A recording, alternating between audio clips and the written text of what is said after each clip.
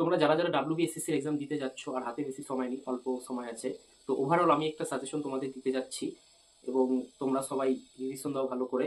তো সাজেশনের মধ্যে থাকবে যে সিলেবাসে যেসব টপিক আছে, রিজনিং, ম্যাথ, জিকে, জিএস, সেটা তো পড়তে হবে আর আশা করি তোমরা এখন অবধি তোমাদের কমপ্লিট হয়ে গেছে।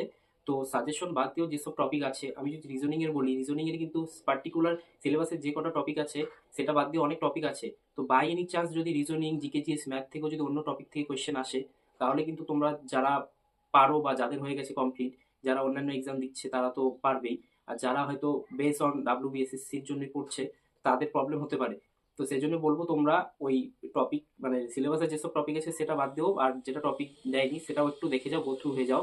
বাই এনি চান্স যদি দিয়ে দেয় তাহলে করতে পারবা।